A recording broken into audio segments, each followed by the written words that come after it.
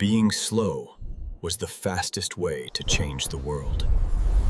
How could the boy they called stupid one day rewrite the laws of reality itself? How could the quiet child, mocked as foolish, bend time itself to his will? Why did the stars obey him, as if the universe bent to a child's thought? What secret did he find in a simple compass that no one else could? Was he a child lost in fear, or a mind already walking beyond the edge of time? Did he discover the language of God, or merely glimpse the prison walls of the universe? Did he reveal the language of God, or dare to rewrite it? What visions haunted his mind, that numbers themselves began to breathe? What if time itself was only an illusion, and he was the first to pierce its veil? When he searched the heavens, was he seeking knowledge or God himself? If energy and matter are one, what then becomes of the soul? Some footsteps vanish with the dust of history. Others echo through eternity. Every genius begins as a stranger, even to himself. In a small village, a frightened boy met the storm. The storm learned his name. They called him stupid. He collected their words like fuel. History remembers the man who unlocked the secrets of the universe, but few dare to ask, what shadows carved the boy who became him? Was he merely a lonely boy in silence? Or was he already listening to whispers the world could not hear? Did his silence hide despair? Or was he listening to voices no one else could hear? What did he see in a simple needle of iron that no one else could? The classroom was a prison of repetition. They memorized, I imagined. Why did sickness stalk his childhood, pressing him closer to death than to life? Alone at dawn, but no longer afraid of the dark. A sickly child begins to ask questions, questions that would one day terrify even the greatest minds. What thoughts could a lonely boy summon in the silence of storm and shadow? Did the fire show him warmth, or did it hint at the hidden power waiting to be unleashed? Why did he seek answers not in books, but in shadows, in storms, in fire, in the silence of the night? A boy once called weak and foolish, now whispers to forces greater than himself. Was it an accident, or the first moment he touched the invisible heartbeat of the world? Did he believe himself a boy, or a conduit of storms, chosen to harness the power of gods? How does a frail child find the courage to challenge the silence of nature itself? Did he see water, or the unbroken rhythm of time itself flowing before him? Could this boy hear what no ear was meant to hear? The music of invisible forces?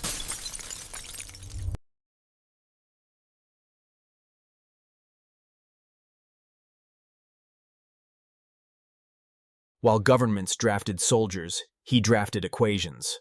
While bullets pierced bodies, numbers pierced reality. The world demanded enemies. He sought the enemy within ignorance itself. Equations became his weapons, chalk his sword. Each line cut open the walls of certainty. When the cannons fell silent, his war remained. A war against time, against the limits of thought itself. His weapons were ink and thought. His battlefield, time itself. Chalk struck harder than steel. Each equation cracked the walls of certainty. While the world counted bodies, he counted infinities. Both weighed heavy on his chest. They argued like generals over maps. He carried a map no one else could see. In silence, he fought his greatest war, against ignorance, against limits, against time. He dreamed of light, not as warmth, not as flame. From the trembling compass of his boyhood to the trembling stars above, he followed what others ignored. In the monotony of ordinary work, he slipped into extraordinary journeys. In 1 year, he gave the world 4 revelations, each one a hammer blow against certainty. Space and time, no longer separate. Matter and energy, one and the same.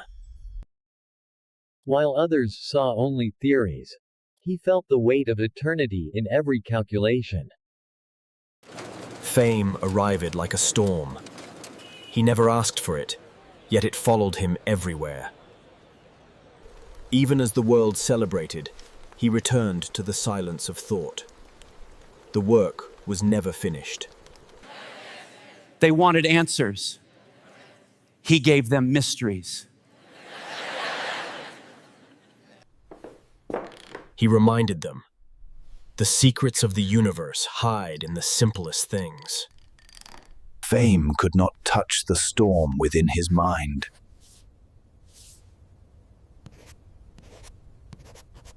The age of innocence was ending. The world's darkness reached even into the realm of equations. Behind the glory, he remained solitary, a wanderer in thought. Fame could not touch the storm within his mind. Equations no longer lived in isolation. The world demanded they serve its chaos. The sanctuary of learning had become a battlefield of ideologies. For the first time, his work was interrupted not by doubt, but by fear.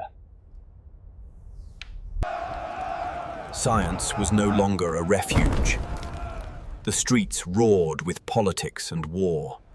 The shadows grew deeper, yet within them, his light prepared to rise again. Friends vanished. Voices silenced. Knowledge itself was at risk of being extinguished. Even as silence grew, his mind refused surrender. The man who once questioned gravity now carried the weight of the world. Exile was no longer a choice. It became survival. From the heart of darkness, he set his course toward an uncertain horizon. He carried little, only papers, equations, and the weight of a vanishing homeland. Exile had stripped him bare, but the fire of his mind refused to fade. The new world rose before him, not as a promise, but as a question. In a foreign land, even silence spoke a different tongue. His words set history in motion, a warning about unimaginable fire. Genius without conscience is a curse, and conscience without power is helpless. Here, he would rebuild, not just theories, but a new life. He warned the world. Nationalism was poison, war a madness. But few listened. He had given mankind the key, but he could not control the door it opened. And so he carried the silence, a burden no equation could solve.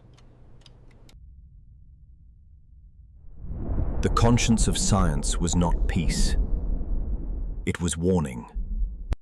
The man who measured time now walked against it. Every step a memory, every ripple a thought. Knowledge is not lost. It waits for those who dare to ask.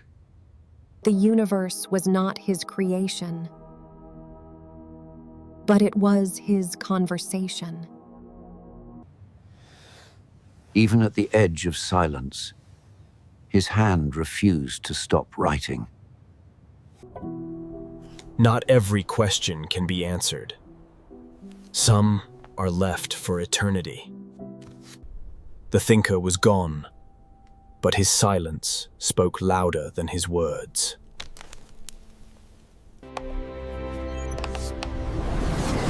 What he left was not an answer.